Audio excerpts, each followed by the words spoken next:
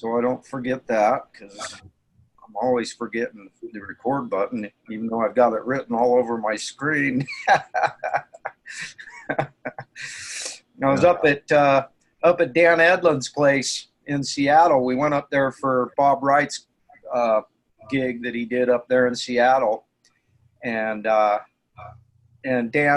thought it was pretty funny how I had my computer out on his table, and he was laughing at how all the way around my screen I've got record, and yet I still managed to forget to hit the record button. So anyway, hey, we got the tree topper in the house too. He's on the live side, and good morning, Paul. And he's right there in Arkansas with you now. He used to live up in the Seattle area, and he moved to Arkansas. And you know what? I've been after him. I've been like, dude, you need to go hook up with the Vulcanator. You need to get your knee worked on, because he's got a really bad knee, just like I do. And I was like, you need to go work with Ian on that. You're right there. Heck, if I were right there, I'd already been in there working with you for months, And so, anyway, kids, good morning. We got a little group already in on the live side coming in to see you today, Ian. And yeah, we're really excited. This is today's edition of the Kong Family Show. We've got a really special guest today, Ian Rude, coming in live from Nuclear Health and Fitness in Bentonville, Arkansas, correct? Correct. The home of Wally World. Hey! Blocks away from me. We've got our brother Sean in the house too. And so, yeah, today should be a lot of fun. So what's going on, Ian? Give us a little rundown on what you've been going up to. What's been going on with you? Well, we've had actually kind of a big year in 2019. We're really excited about that because we've actually expanded our international business. So our Enagic business went international this year. We had our first international sale. Yes. Awesome, man. I'm just tickled to hear that. That serves you right, brother. And so I know you went up into New York and had a real exciting time up there. And luckily you were very much in the hands of the Lord while you were up there. I remember seeing some of your videos and some of the things you went through. Maybe give us a little rundown on what you were doing up there, what took you up there in the first place, and I really want to help. I want to dig into what you do, because quite frankly, I think what you do is really important, and I think it's something that'll change a lot of lives. And so I want to try and do everything I can to help share the word, spread the word about this technology that you're utilizing to literally bring people out of wheelchairs, and I think that's pretty dang cool. And so anyway, yeah, so what happened up there in New York? What were you doing? Yeah, well, I think the technology is pretty cool too. I'm just saying this is a pretty fun job when we can have people come in who've been in a wheelchair for 25 years. And a lot of people look at me weird whenever they come in, because if I address somebody in a wheelchair, I don't address them like they're in a wheelchair. I talk to them about walking, and I talk to them about purpose. I talk to them like they're any other individual, because ultimately, if they're not able to manifest that mindset of, hey, I can do this, then they're not going to have success. So really, I'm an electrician, right?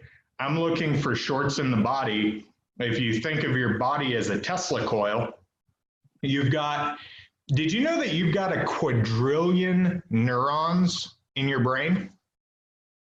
Quadrillion, that's a pretty large number. Are you sure? I think I only have one brain cell. Are you sure that I've got that many? 2 pounds, and it accounts for more than 20% of the neurons in the entire body. Wow. Okay. And so if we look at, have you ever seen the atom model? Right? What? The atom model, the little nucleus with all the little balls swirling around it, right? No. Okay, yeah. Okay. So in our textbooks, protons and neutrons and electrons look like little plastic balls swirling around a bigger ball that we call a nucleus, right? And we say that that's an atom, and that's our theoretical model of what that energy looks like. Okay. What if I told you that protons, neutrons, and electrons are not solid at all? I'd say interesting. I'd say, What does that mean? do tell. Morning, Mr. Wetzel. Hey, bud. Giddy up. No, break it down on us. That's interesting. I Okay. need to hear that. So protons, neutrons, and electrons are actually structured clusters of energy. And your cells in your body are actually structured clusters of energy. An atom is actually 99.99999% energy and like 0.00001% what we would call matter. And New York has actually gotten me pushing into quantum theory a whole lot harder than I was before, because I experienced some things in New York that, I mean, ultimately it was a crucible, right? It kind of shook my foundation and caused me to think about the way that I'm living my life, think about the thoughts that I'm feeling every day, the emotions that I'm feeling, and the experiences that are going to come out of that. Because if you've never been there, you've got a melting pot of 8.4, 8.5 million people that's crammed into an area about the size of where I live right now. And so you encounter a whole host of things at any given time. And I have to say that I wasn't the most grateful person whenever I was out there by any means, because our situation, it didn't go the way that we had pictured it going. And so have you ever had a time in your life where you've been thinking about a situation or you've been trying to manifest something in your life, and then whenever the time comes to do it, all of a sudden everything starts going wrong and then you lose your gratitude? Yeah. So what happens if you lose your gratitude? Things tend to go even more wrong. So how is it if we're living in this three-dimensional plane and we rely on our senses, what we can touch, taste, feel, smell, and see, that something as simple as us changing a thought pattern or changing the words that we're speaking about a situation can have a cascading negative impact on our future? So it begs to question, can a thought shape your reality? Well, there is an old saying that says thoughts are things. What do you have to say about that? There is an old proverb that says the power of life and death are in the tongue. Those who love it shall eat its fruit. Wow. Whether you say you can or you can't, you're right. Yeah. So ultimately what we do here is we look for deficiencies in the human nervous system. And whenever we find those deficiencies, we don't have to guess. When you go in to a doctor's office, when you go into a chiropractor's office, you're going to tell them where you have pain, and then they're going to go to the area you feel your pain, and they're going to start working there. The difference between what they do and what we do, and again, we're not treating or curing anything. I like to tell people we remove the governors that prevent your body from being able to heal. The magic is inside you, because you were made in the image and the likeness of God, right? Yes. So we're three-dimensional beings. We are a body, we are a mind, and we are a spirit. We exist physically and we exist metaphysically. And there's people that will try and disprove that, but thankfully, Now we've got this field of quantum theory, and they've discovered the Higgs boson particle. Are you familiar with that? No. We'll go into it in a minute. Higgs boson particle in the Higgs field. Okay. So we've started looking at this possibility of, what you think ultimately shapes your personality, and your personality shapes your personal reality. Your surroundings, how you think, act, and feel determines how your world interacts with your physical being. So if we have somebody who has a deficiency in the nervous system and say they're dealing with chronic pain every single day, and this pain is always in their face, well, if that person has a belief that this is a chronic condition, I'm never going to heal from this, I'm going to have this my entire life, well, what happens? They start to get depressed, right? So those depressive thoughts, when you think a thought, the moment you allow it to enter your mind, that thought creates a chemical reaction. It's an electrical impulse that creates a chemical reaction, which is electrochemical. So if we come back to the Tesla coil theory, and you think of all these little neurons firing throughout your body, what's happening is those electrical impulses are jumping across the synaptic cleft. And every time those electrical impulses jump, there's a chemical reaction that happens with polarity and the different chemicals that your body excretes. Now, there's over 100 of these neurotransmitters, and we know about 30 of them, and there's 3 that interact with the body in a way that we can say influences depression. And so through medical science, we've turned around and said, well, it's a decrease in serotonin that causes depression. We don't know that. We should probably say a decrease in serotonin could lead to or could contribute to depression. But the fact is, as science has never settled. And I'm not here trying to talk medicine or replace anybody's physician. I'm an educator. I'm a coach. That's all I do is coach people. I get people to think outside the box. Okay, so the doctors have told you that this is a chronic condition. That's fine. I'm not going to try and cure this condition. Would you like to feel better? Yeah, okay, cool. Let's work on that. So we start mapping the body, we find out where they're having issues, and then we send correct signals where the person's sending an incorrect signal, and the pain gets better. They get more function. Well, you get more function, you start to feel better, your thought patterns change. Yeah.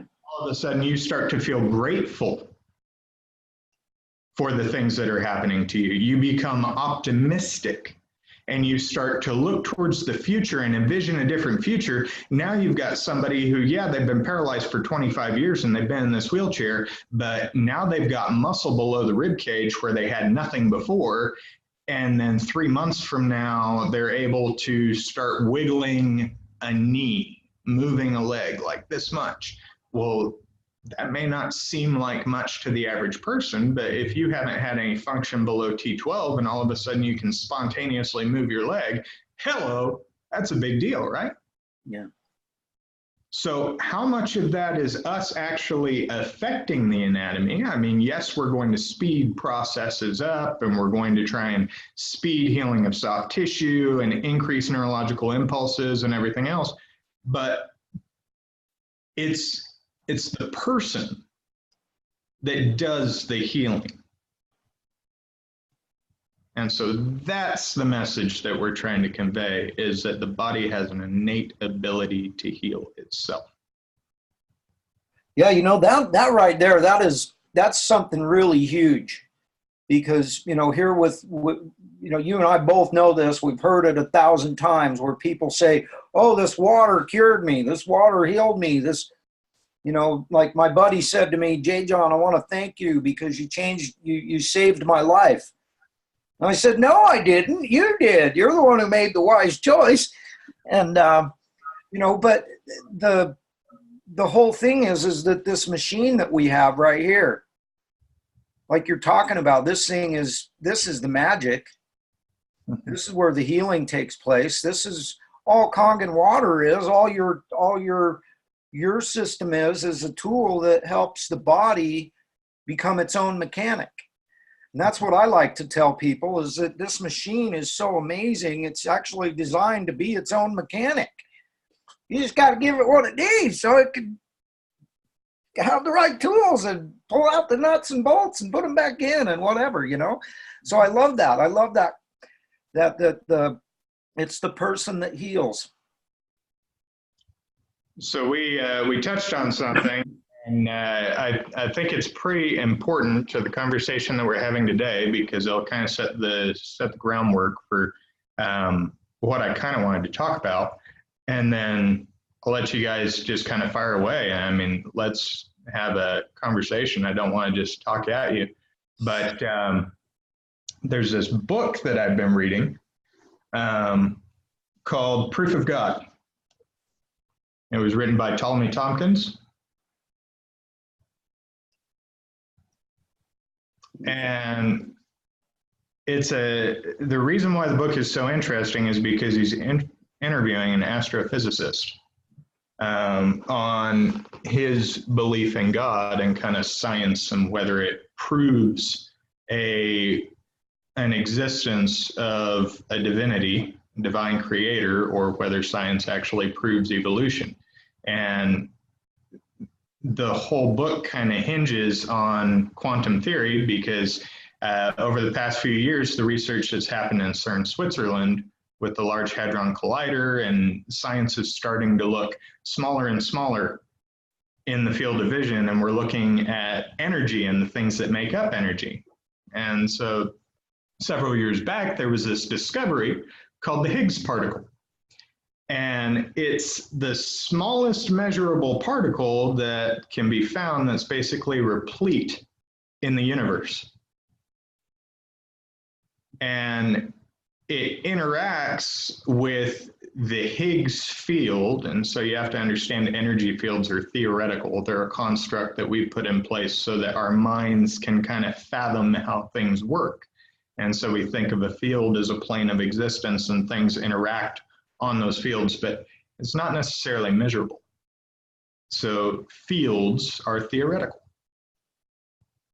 But the quantum theory states, quantum law talks about that however much inertia something has, so how particles interact, the Higgs particles on the Higgs field, is what gives them like mass, what gives them solidarity. And it comes back to a conversation that you and I had, I think, about a year ago, that your very DNA is an electromagnetic antenna. It's a fractal antenna in an electromagnetic field. So if everything is made up of this Higgs boson particle, and it interacts in the field in a certain way, and that's what gives us our material world, our three-dimensional world. And now science is coming back and saying, yeah, we don't know where this thing comes from. It pops in and out of existence at will. It's so small, and all we can tell is that it's energy, and it comes from nowhere that we can measure. So the more we learn, the less we actually know. And we think we have it figured out. That's classic. So I'm gonna close that thought with one other, and then I want you guys to talk to me for a little bit. So if in the beginning there was God, right? In the beginning there was the Word, and the Word was with God, and the Word was God, right? And so we believe that God transcends time and space. And if you read the Bible, regardless of what you think about translations or denominations or, Christianity or whatever, set aside all of the indoctrination and the religion and just think for a moment. God spoke, and creation came into being. He said, let there be light, and there was light. Well, first you have frequency, and then you have energy. And so over and over and over in the book of Genesis, you have this, Yahweh spoke and man was created. And then the breath of God formed a physical body for man who was made in the image of God. So in order for us to understand this thing, we have to stop thinking about God as the white-haired old man that's way up in the clouds who probably doesn't give a single plight about humanity and we're just on his little ant farm.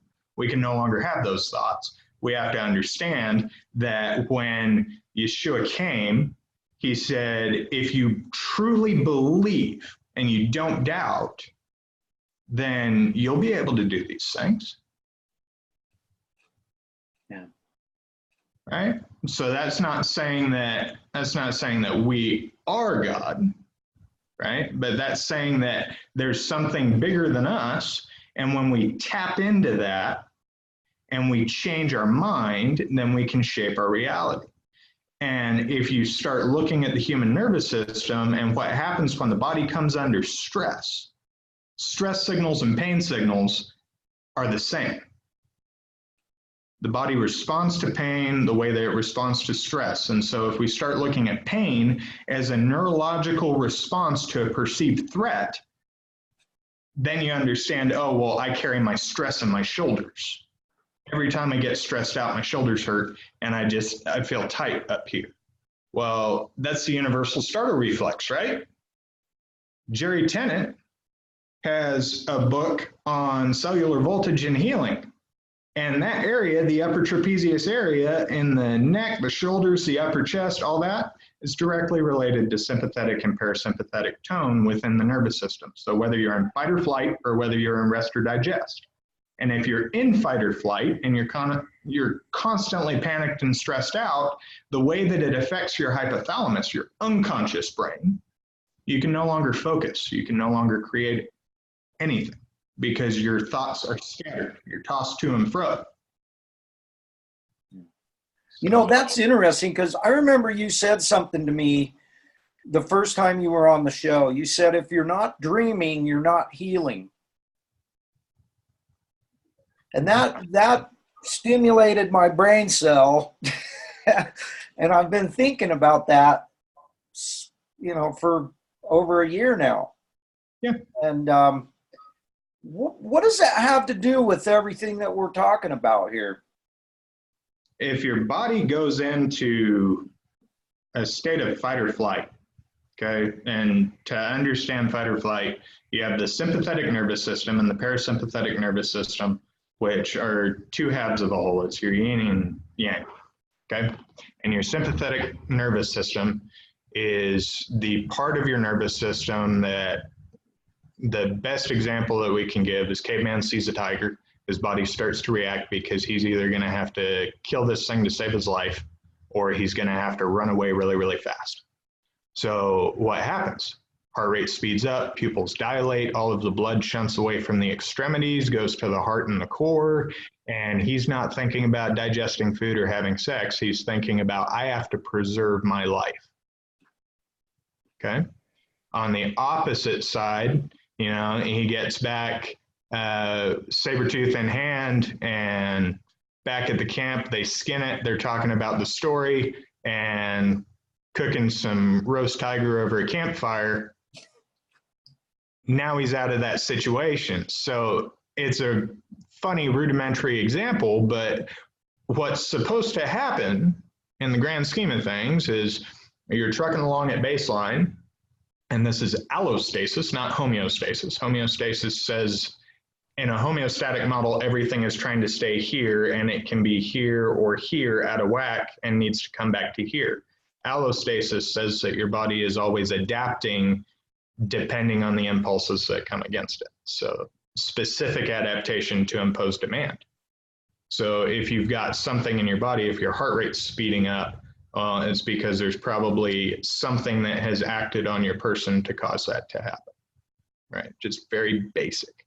So you're trucking along at baseline, you have a stimulus, you have to have a demand, you meet that demand, and then you're supposed to come back to even keel. Your body's supposed to be able to compensate and come back to normal. But what's happening in a lot of cases is people are compensating, and then this is their new normal. They're running up here. So whenever your body's under stress, you're producing different chemicals within your body, and your body begins to function differently. It's going to adapt to the stimulus that's been given. And there's a concept that we refer to as a neuroinflammatory loop. And it happens with injury, it happens with stress, and constantly people are finding themselves in these patterns with injuries that aren't healing or thoughts that are destructive. And all of a sudden they've got chronic pain, can't figure out where it comes from. And they've got these injuries that, you know, well, I rolled my ankle 15 years ago. I don't understand why it still hurts. The doctor says there's nothing there because the soft tissue doesn't recognize the fact, it doesn't register that there's still an injury there, but the nervous system remembers. Wow. And so the nervous system will protect. Go ahead.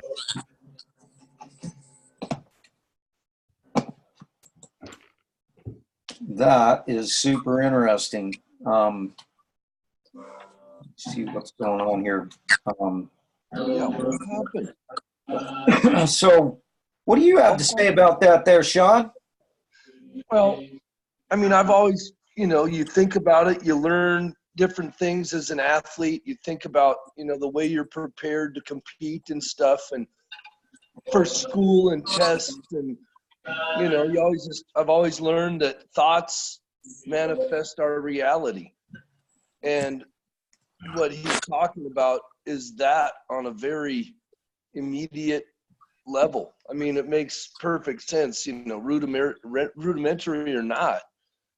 It clarifies a lot of how we respond to stimulus, so to speak. I mean, you know, it's the fear versus faith paradigm. You know, the guy that sees the tiger and he starts to get into survival mode, the more that guy can calm his jets and think clearly and just conscientiously decide how to get the hell out of there or fight this son of a gun, the more success he's going to have. I mean, here's a perfect case in point. There was a guy up here last year, you know, he was out hunting, and he came across a grizzly bear with no time to act other than to apply what his grandma told him back when he was a child, younger. His grandma says, if you ever got attacked by a grizzly bear, shove your fist right down its throat, and you're going to force a gag reflex in it, and it's going to discombobulate the grizzly. Well, this guy survived. He did just that. Had he not known that, he'd have probably been grizzly fodder at this stage. You know, he'd probably be all chunked out and little piles of fertilization along the way. But his ability to maintain his state of mind and understand that's going to be about the only way he can get out of this thing with no time to even shoot the thing. I don't know. I think it's kind of what he's talking about. It's like the more you can keep your cool, the more you can minimize the stimulation that's going on around you, especially if it's a fear-based stimulation. The more you can minimize that and maximize your calm and your decision-making ability, the more you can increase your chances of survival, you know.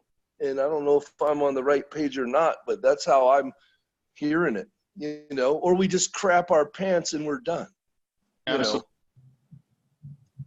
So have you guys ever seen the exercises that they do in classrooms where they arm people with trainer pistols and they have somebody come through the door and start shooting paintballs at the class, and a random individual has a trainer pistol and they're supposed to defend the class?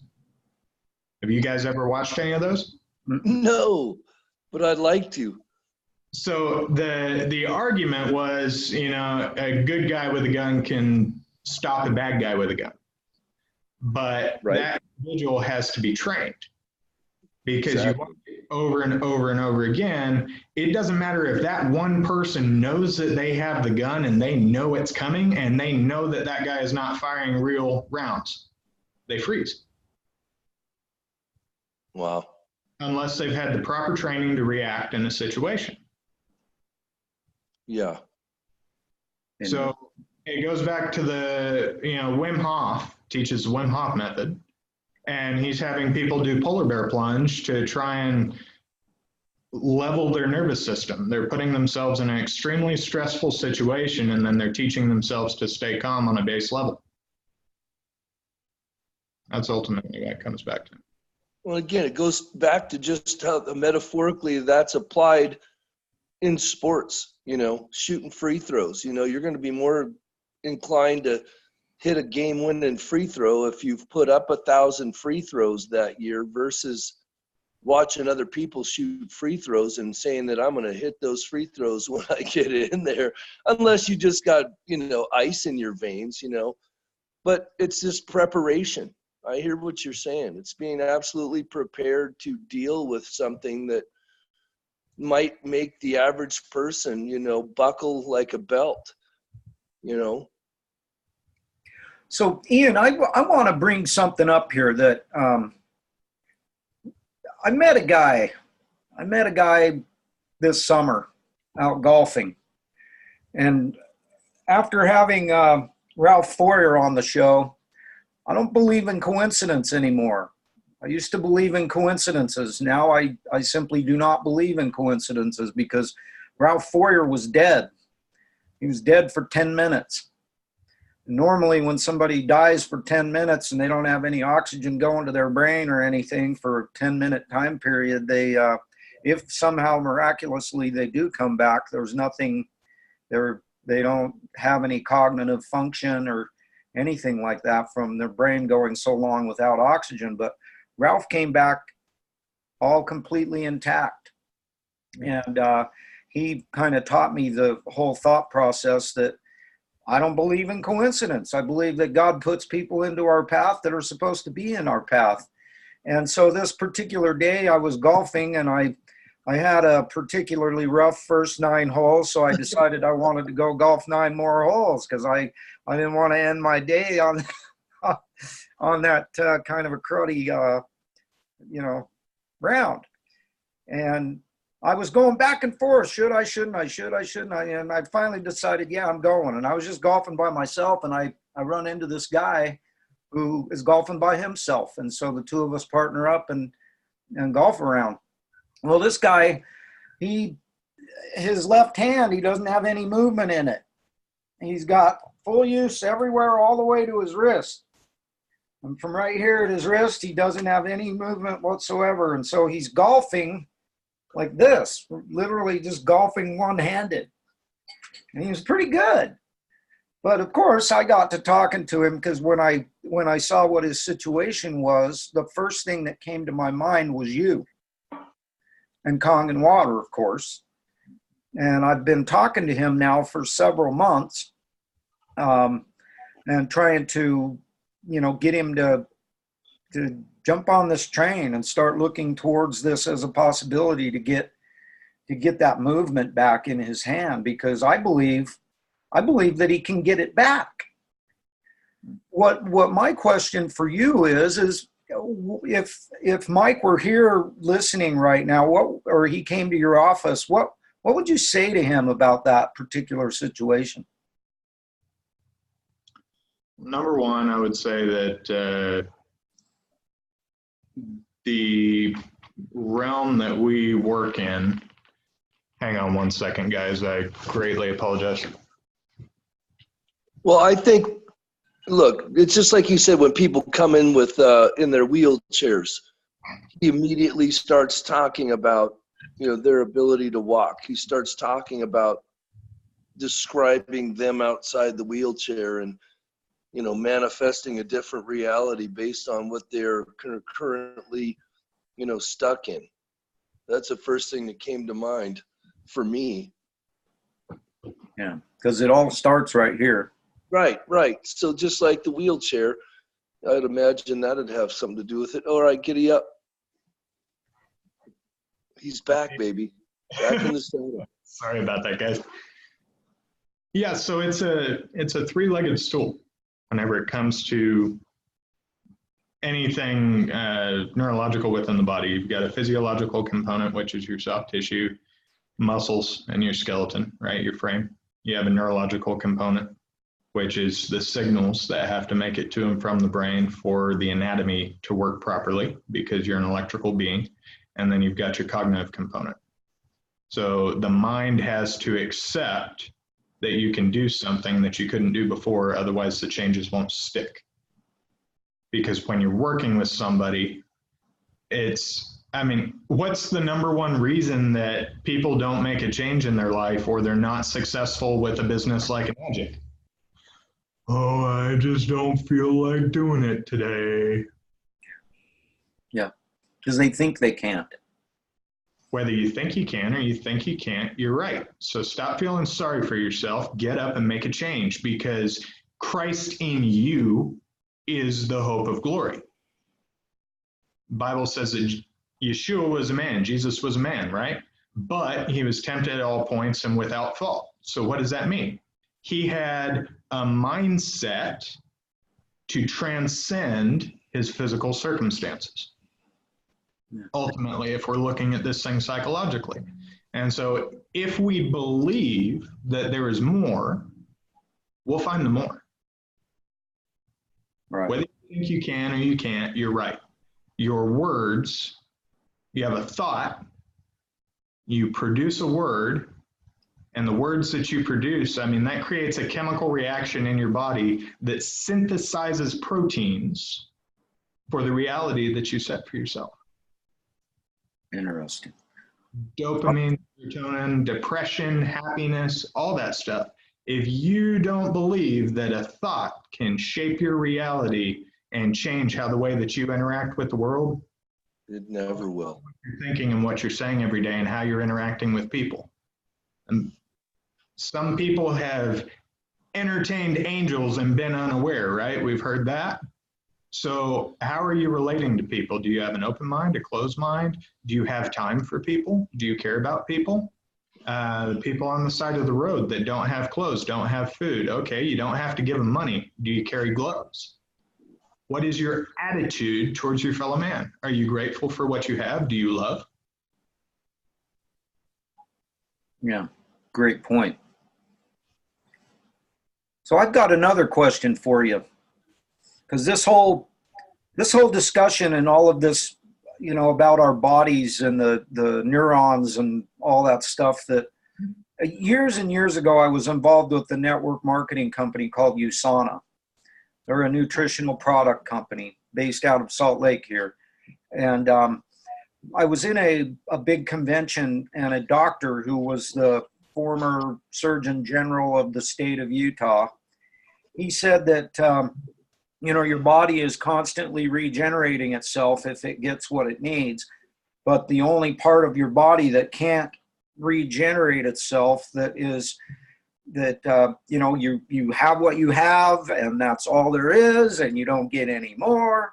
He said your cerebral cortex cells. And I'm wondering what you have to say about that. Do we know anything that changes that thought process, or is that really true that you can't? Because I kind of liken that to the same thing as like nerve cells, because the word is that I've heard anyway is that they're really hard to rebuild and that kind of thing. What would you say along those lines, Ian, based on what you've learned? Honestly, that's a pretty specific question, and I don't know that I'm qualified to give a definitive answer one way or another on that. It sounds like he definitely did his homework, but I know that our bodies are constantly regenerating, and we see that with skin cells. And that, you slough off skin cells every single day and your skin regenerates. But also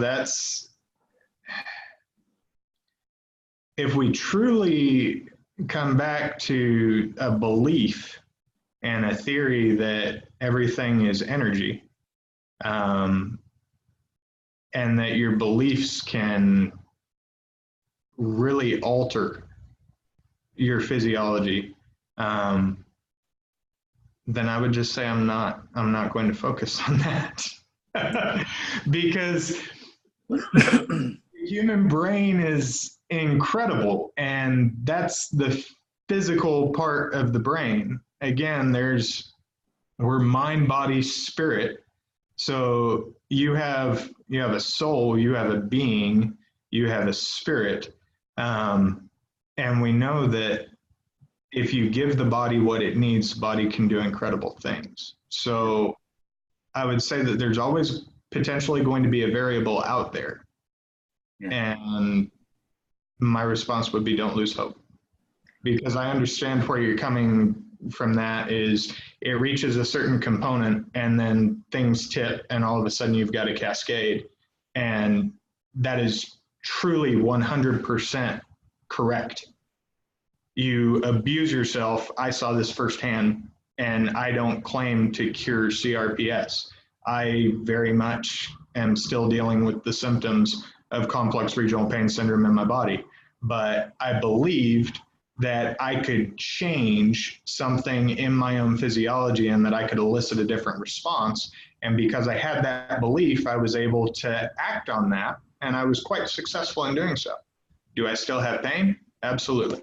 There are days when I do. But nobody with this condition can understand how I'm living the life that I am. You know, the thing about that whole situation, Ian, is I personally, I mean, this is on my own personal thoughts about what Dr. David Warden said that day, is that I don't think he was familiar with like the work of Dr. Joe Dispenza. And, you know, we don't know what we don't know. We think we know, but I think it's important to remain open-minded about what you think you know, because, you know, you think you know something, but then all of a sudden something comes along that proves you wrong, and you go, oh, okay, well, I guess I need to shift my thought process. And that's kind of what happened for me with Joe Dispenza and with you, and learning a little bit, what little I know about both situations. It seems to me that you indeed have the ability to fire more cells up and regenerate and you know, so it seems logical to me now, learning what I've learned, that Dr. Warden was wrong, is what I believe. You know, I mean, I know that we, like, there was a time when USANA was pushing distilled water. They had this machine that they sold. It wasn't really, well, sort of a machine, but it made distilled water.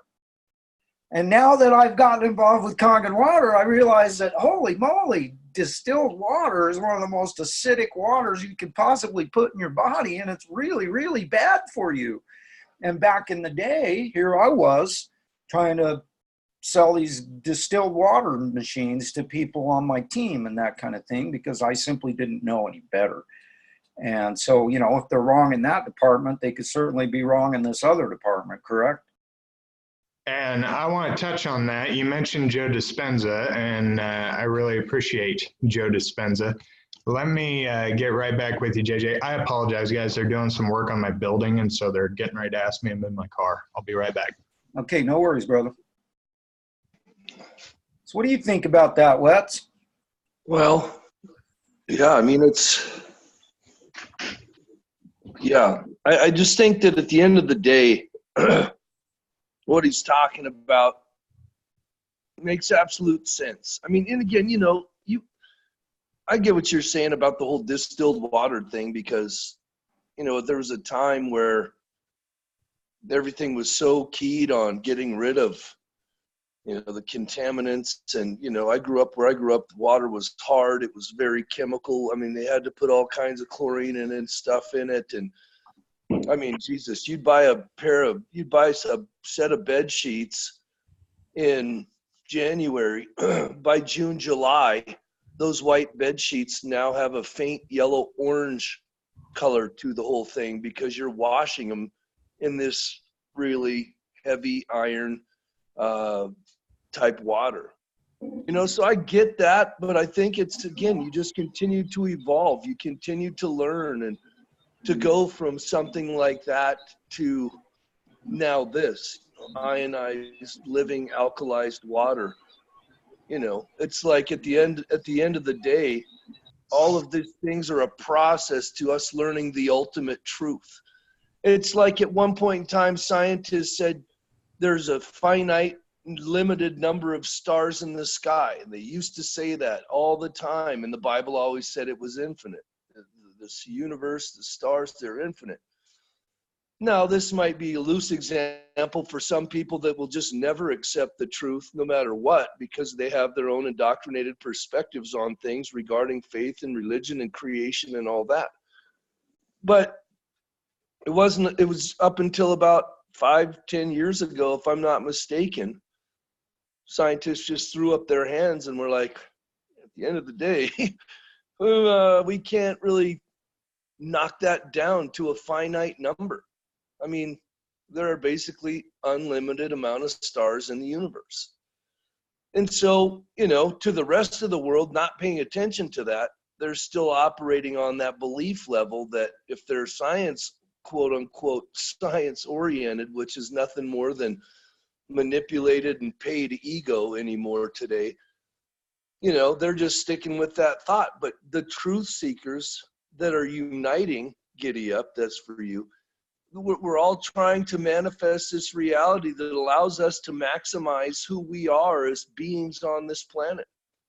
You know, I'm not just me. I'm a son, I'm a grandson, I'm a dad, I'm a nephew, I'm an uncle, I'm a brother.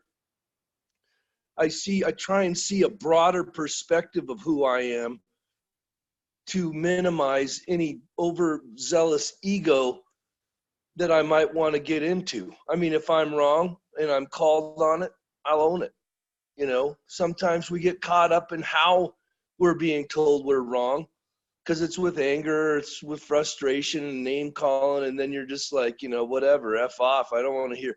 But at the end of the day, even if those situations occur, I still have to take myself out of that situation and look at it from a different perspective to see if, regardless of how they were telling me, how can I focus on what they were telling me to see and be honest with myself to see if I really can, or if I really do bring that tendency to the table, you know? So it's like, I had a couple friends of mine that just really struggle with the vaccines, with all that, and they've gotten really mad at me lately. And these are people I've known for a long time. And I've been accused of being overbearing with my posts. I've been accused of being a health and wellness bully, which was funnier than hell.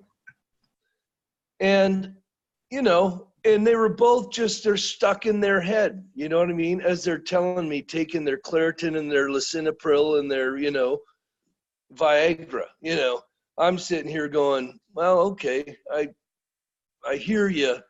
But at the end of the day, I'm trying to manifest a reality that allows me and my body to function at its highest, most optimal level, irrespective of some of the things that I do to sabotage my body, whether it's not enough sleep, whether it's chewing, whether it's having a few beers, whatever we're doing, you know what I mean? We're always going to find a certain dimension of, man, I need to do that if we're reflecting properly. Yeah. So again, I just think my whole goal, I think what we're doing, I think the water has really brought that up. I'm really digging the whole allostasis versus the homeostasis, because that means we're in a constant state of changing. We're in a constant state of adapting to situations. And it goes back to the tiger coming at you or the grizzly bear.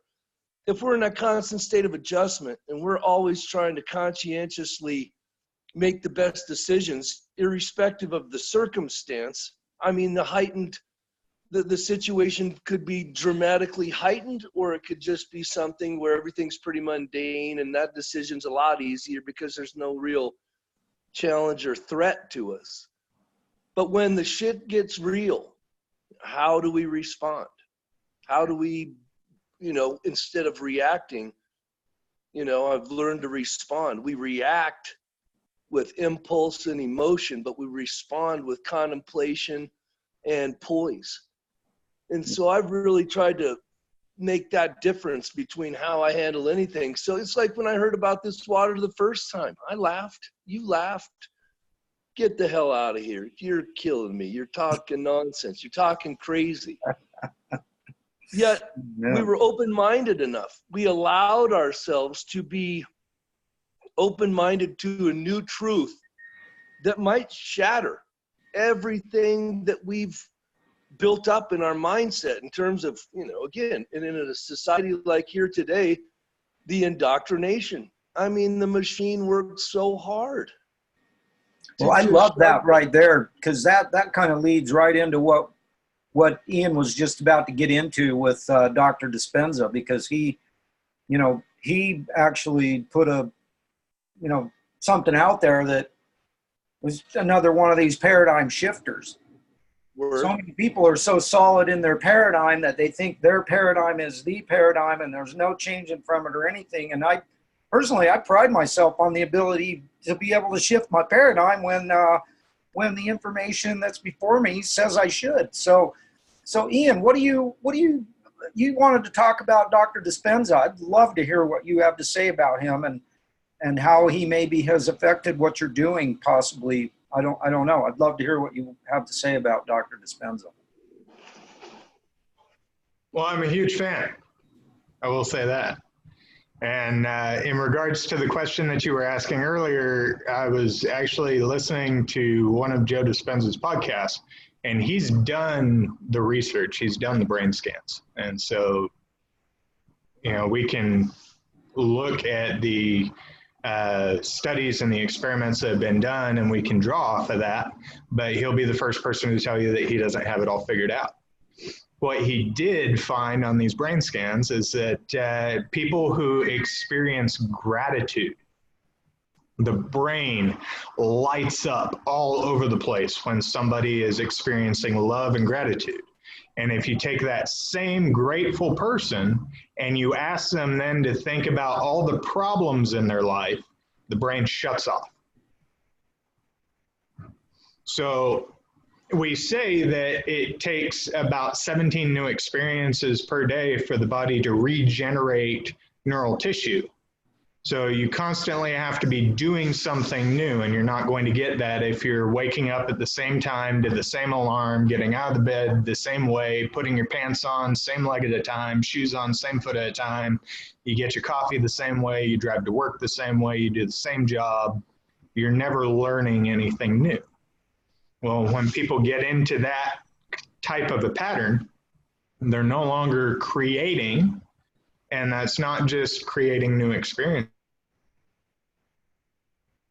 in life, but you're starting to break down because you're not challenging your mind.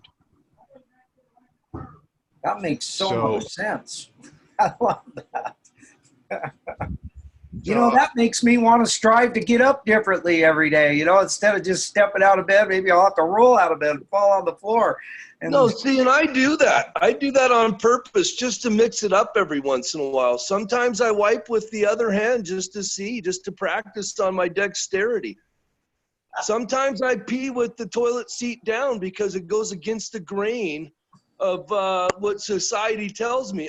I'm risky like that. Sometimes I put one sock on and one foot, and other days I'll wake up and I'm like, no, I'm going to put my socks on last. I'm crazy like that. Sometimes I forget to put on my underwear, and that's not intentional. No, I'm just kidding. Other days it is.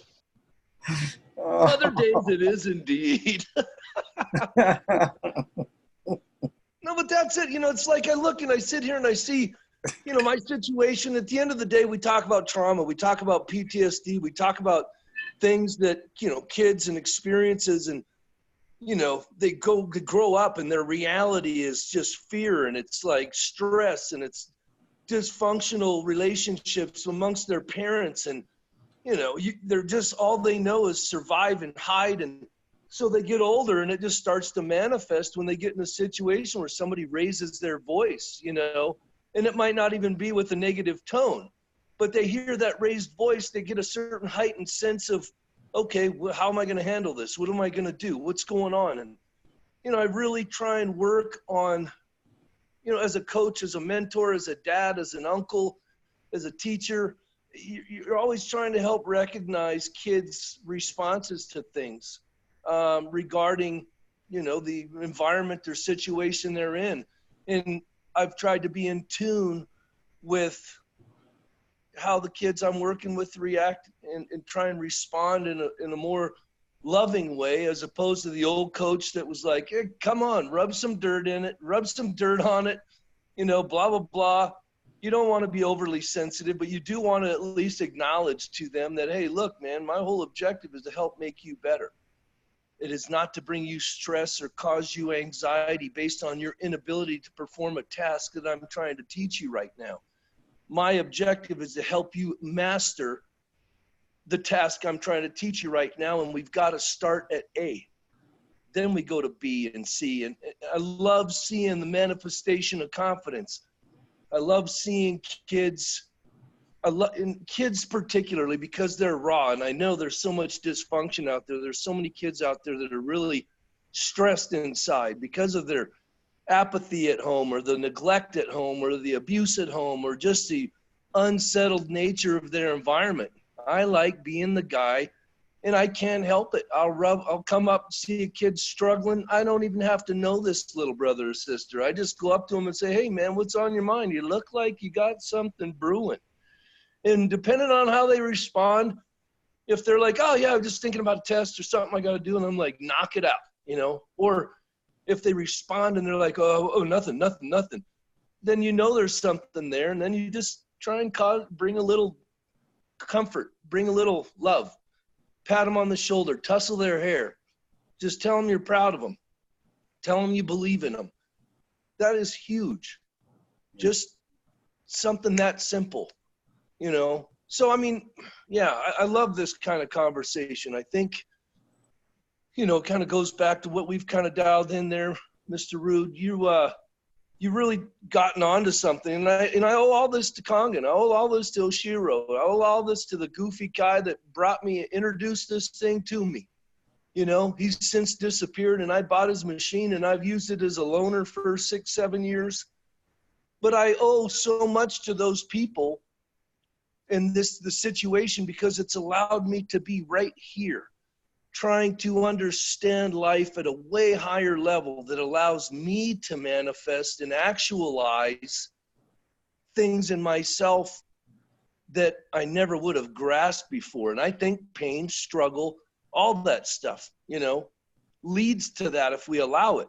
And I've never been one to really go cower in a corner and wait for the storm to go on.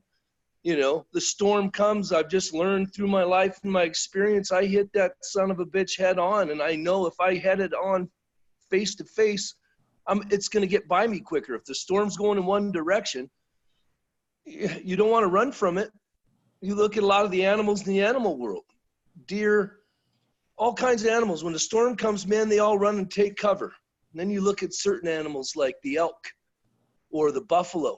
You know, they'll head right into that dang thing, because they know that if they hit it hard, focused, dialed in, it's going to be behind them, and they're going to be through it quicker. So it's just trying to be more efficient, trying to be more realistic about what we're dealing with. You know, stuff ain't ever going to go away. Life's challenges ain't going to ever quit coming. So it's how we handle them and how we learn to respond to them with poise and composure, and not react to them with fear and evasion. Yeah. Word? You know, that's the thing. And that's, Ian, I want to get you back in here, because you know, ever since I met you and got a glimpse, because I'm still completely, you know, mostly confused as to exactly what you do. But I believe that you have something really special going on. I really do, because because of getting involved with Kangen Water, unlike anything else I've ever done in my life, I really and truly believe that this amazing machine has the ability to heal pretty much anything that gets thrown at it. And for some reason, I feel in my heart that that what you have going on is something really, really special. And that's why I have such a desire to learn about it. That's why I have such a desire to help promote it. And ultimately, in having you come on here today, what my ultimate goal is to try and help promote what you're doing. And so I want to try and get back into you and what are you, as much as possible right now. We've been on here for an hour now. It's amazing how fast time flies when you're having fun. So we're going to, probably want to cut this, short and do it again and another time here down the road as soon as possible. But ultimately, I want to focus on what you're doing, what Nuclear Health and Fitness is doing, and how you can change lives. Because another thing that really stands out to me is something you said, how you've been doing this for a long time, but then when you added the additional factor of Kangen water to it, that it actually exploded how things were going and how much more results you were seeing and all that stuff. Because, ultimately my goal is to build the Kong family. And, for me, that's anybody that has a Kangen machine on the whole planet, So so I just, something in my heart tells me that you've got something really special, and I want to help people learn about it. I want to promote it. I want to get it out there because I really believe you've got something going, and I just want to try and learn so that I can share it. And also, I want to use it myself. I believe that I can actually solve my knee problems utilizing what you're doing. And rather than, and like Sam Tran says all the time, I'd rather keep my OEM part, And so I really want to keep my OEM part. And I think if I can utilize what you're doing and be able to help myself heal itself, then I'll have a really good story to tell. And that in turn is going to change people's lives. And so, what do you want to leave this on today? Because like I said, we're in here over an hour at this point. We probably should get out of here. We all have things to do today. And I like to try and keep these things around an hour. But why don't you take the stage for this last little bit and, let us know what are you doing? Where are you going? What are your goals and dreams with Nuclear Health and Fitness? And, how can you change people's lives? How can you help people change their own lives? That's it. That's it right there. We do very, very little. As far as the technology that we use, ultimately, you're very familiar with Kangen water. And Kangen water is not alkaline water like you buy in the stores like everybody thinks it is. It's alkalized water. And so the reason that it's alkaline is because it has diatomic hydrogen molecules, right? Activated molecular hydrogen.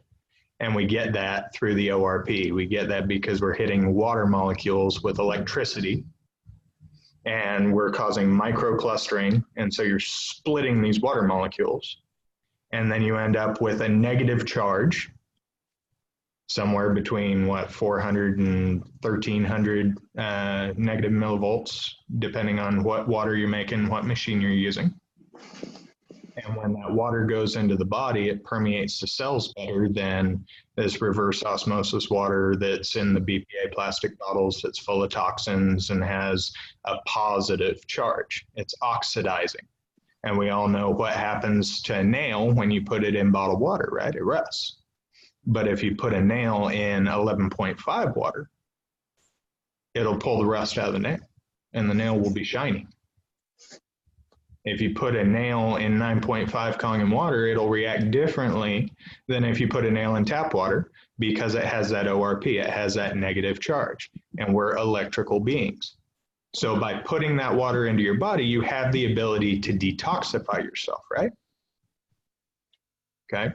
So if we truly believe that the body is an electrical machine and that your brain and your nervous system are responsible for everything that happens in your body, then we can affect that electrically.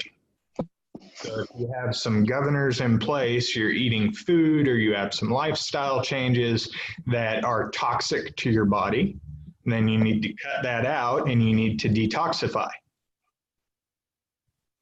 Then with our neurological bioelectric stimulator, while people are drinking the water, we're looking for interference in the nervous system. So that's really all that machine is doing, is looking for areas where the nervous system is not sending the correct signals. And we've got a waveform that's kind of modeled after the waveform that the body sends. And so we augment the body's internal processes. We give your body the juice that it needs to allow it to do what it does naturally. We remove the governors that prevent your body from being able to heal. So we're not really treating, curing, or healing anything. It's your body that's doing the healing. People are just coming to us for neurological fitness. They want to keep their nervous system in shape. Wow. But you can take it one step further if you're a student at Dispenza and say that if you have toxic thoughts, you're going to have a toxic body, because if you're constantly thinking negative thoughts, then you're going to depress your frequency to a point that your body is going to start acting sick. Yeah. So one thing that I've done, you guys, and I'll cap this real fast, but you guys asked me about New York. And I went out to New York City. I shut down my entire clinic to go out to New York City for 2 individuals. And it's because they have a condition that's as close to hell as anybody can get on this plane of existence. And I was asked to go out there and work with these people, and I made some exceptions that I normally would not make as far as how that was going to happen, because I was trying to have compassion on people. And then we flew into New York, and I've got pictures on my phone of us landing, and they had a place for us to stay. And then the next thing on my phone is, by the way, you can't stay in that place. We got you an Airbnb. Here's the address. And when we got there, the black mold was so bad that we were not inside 10 minutes. And not only did my throat start to close up, but my wife's did. So we contacted the Airbnb host. It was the start of a cascading turn of events that led to us basically hotel hopping in New York City from night to night for 2.5 weeks during the Jewish high holidays. And New York City has more of a Jewish population than anywhere else in the world right now, including Israel. So I think there's almost more Jews in New York City than in Israel. But I mean, if you think about everybody that's in town, it's impossible to find a place to stay last minute during that time. And so we start trying to book Airbnbs from our hotel room. It was like 12 stays that people had the Airbnb able to be reserved on the website. And then we would book it and they would say, this isn't available, you need to cancel. But when you cancel the Airbnb reservation, they keep your deposit. If the host cancels, you get your money back. So there were a bunch of people doing Airbnb that were actually trying to get people's money in New York, I found out. This led us to a series of situations. I mean, guys, I don't know how we're not dead, honestly. One of the places that they tried to put us in, it came from Airbnb's concierge help desk, and it was supposed to be this great host with a great place. And we're going into this part of town, and even our Uber driver is like this dude's Pakistani. He's a pretty big dude. He lives in the area that we were staying, and we start getting into this neighborhood, and he goes, what you doing over here? It's not a good place for you. I take you back to where you were. Like, you look it up, the neighborhood is called the worst neighborhood in the state of New York. Wow. And we wouldn't have lived 5 days. So as this trip is wrapping up, I mean, you guys saw the fruit that we were able to bear from this trip, in that we went from just the dredges in Brooklyn to Midtown Manhattan. And a 22nd floor apartment with a balcony, 2-bedroom, 2-bath with a full kitchen and a dining room and a living room. And like, we had I would say we had probably 1,000 square feet in New York, stone countertops, like, and that wasn't even the apartment that I booked. We got that one because the apartment that I booked, which was half the size, wasn't available. And I was not stone set in gratitude, mind you. At this point, I was probably not praying the way that I needed to be praying to manifest what I could have manifested. But the situations that we were coming up against, it was so hot and heavy, we were just getting hammered. And we started going to this church called the Brooklyn Tabernacle. And I encourage you guys to check it out, because that's what makes the trip so cool. Is that the entire time that we were there, living in New York City, every week we're going to the Brooklyn Tabernacle. And the pastor of this church, Jim Cymbala, wrote a book years and years ago called Fresh Wind, Fresh Fire. And he's talking about building this church from literally nothing. When they started, it was in such disrepair that he had 10 parishioners. The pew collapsed underneath him while he was preaching his first sermon. They didn't have the money to pay their mortgage on the church. And when you go through now, guys, it's like floor to ceiling marble, ornate. It lives up to its name. It is a tabernacle for the Holy Spirit. And the last day that we're there, after going through all of this, I mean, we were ready to go home. It was Sunday. We were flying back Monday. But all in all, the trip was not a wash. It was just very, very hectic, very stressful. And they had a music convention that was going on at the church, and people had competed to get to sing in this mass choir. So they normally have a choir of about 100 people. And this Sunday, it was something that happens once a year, and we just happened to be there for it. And it was the Brooklyn Tabernacle Mass Choir. It was probably about 500 people in a cathedral style building, and they get up to start singing this song called Thank You. So if you guys go to YouTube and you look up Brooklyn Tabernacle Thank You, you'll hear this song. And it's, thank you, Lord, for all you've done for me, talking about it could have been me outdoors with no food and no clothes. Could have been just another number. While we were in New York, there were 2 people that were stabbed to death, rolled up in rugs and thrown in dumpsters. And every day when we're going to the subway, we're passing people who are sleeping on the sidewalk or who are in the subway with a shopping cart of belongings that are just praising God for waking them up in the morning.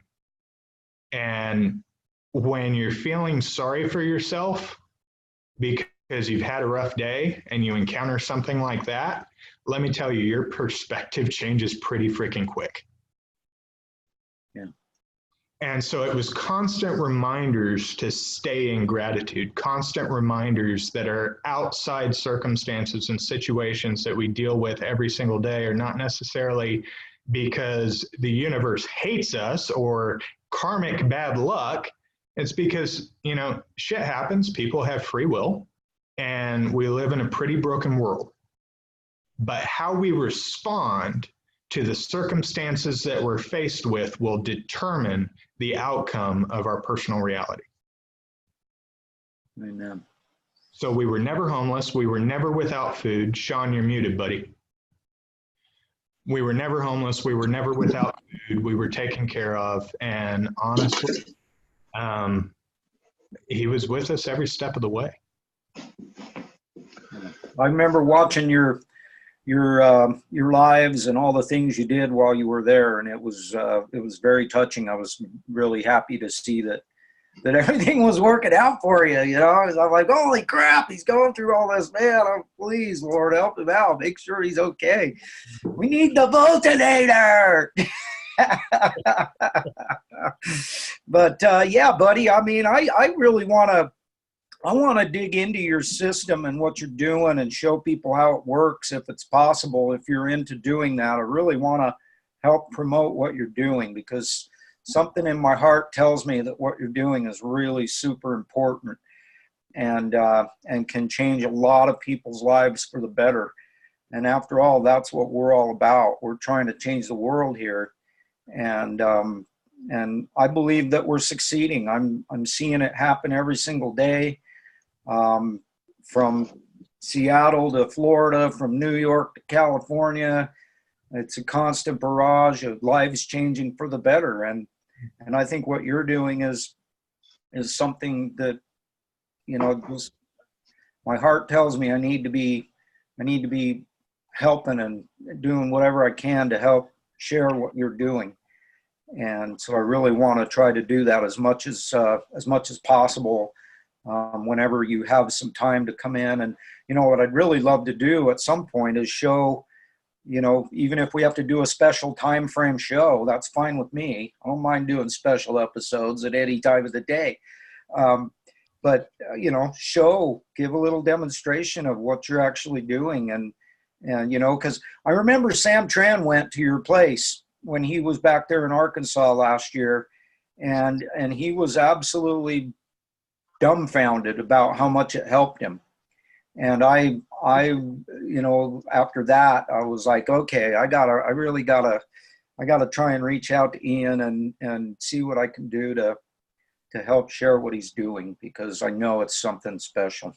So let's do this, JJ. I mean, with coming into the holidays and wintertime, being somebody who struggles or has struggled my whole life with things like anxiety and depression, I thought it was really important to talk about gratitude and talk about, the metaphysical side of what we all deal with, because, you wouldn't have gotten into Kangen water unless you had an open mind. And so why would we have an open mind about one thing and then have a closed mind about everything else? You're setting yourself up for failure. And so for some reason, I just felt like somebody was supposed to be in on this conversation today, if for nothing else, just to expand their vision, their reality. But I've got, as far as the physical, the tangible, what we can say about what the FDA allows us to say about what our equipment does, because, we're talking theory and construct today, and we're talking about things that you can't really measure. The measurable part of what I do, I have PowerPoint presentations to walk you through that. And I've actually got a prospective practitioner presentation that we can do. And if you want to put that up together for like a week, 2 weeks out, let's just start scheduling that in. And you've been talking for a long time about having me on the show regularly. I think now is a good time for me to make the time to work that into my schedule. So let's just do it. Let's whip that horse. JJ. You're a beautiful nut, my friend. Conversation, because we'll start that one with 8 points, and that'll be okay. This is what this technology does. And then, we can have another conversation about what your machine, your technology does. But that sounds awesome. I love it. I love it. Ian, I'm so grateful that you were able to take the time today to come visit with us and share your story some more and give us these thought processes about being grateful. Because, that's all part of how the Kong family and being involved with this has changed my life so drastically. I just can't stop thinking back to what the motto of this company is, which is change your water, change your life.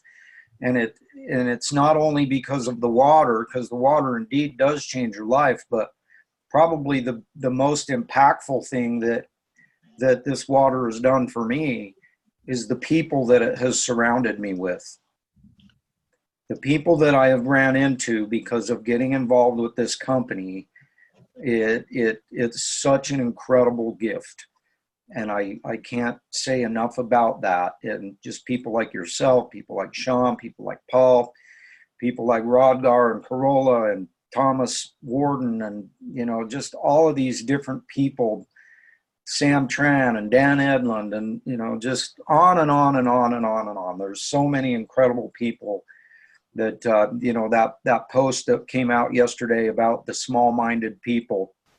If you want to destroy your dream, then show it to a small-minded person. And, it's like this whole thing has been one ginormous conglomeration of big-minded people grateful-minded people, people who really, really and truly have a desire to go out there and make people's lives better and have gratitude and show it and use it every single day. And so it's just been such an incredible blessing. And I just am so grateful for people like you that are willing to come here and help us understand how this stuff actually does affect, thoughts are things.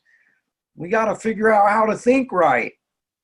And I know that for me, it's a challenge. I know it's a challenge for you. It's a challenge for all of us to constantly be trying to think right.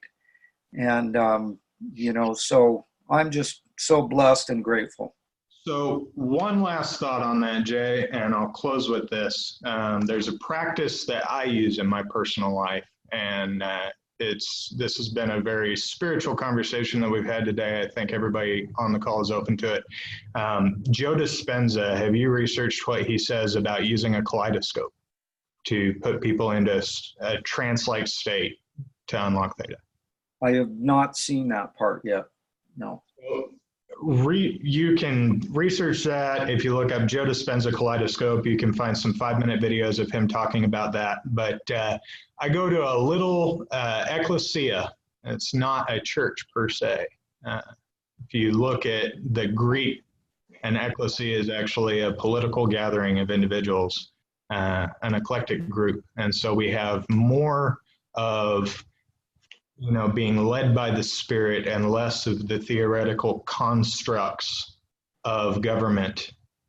And the people there just have a really open mind about the possibilities of God.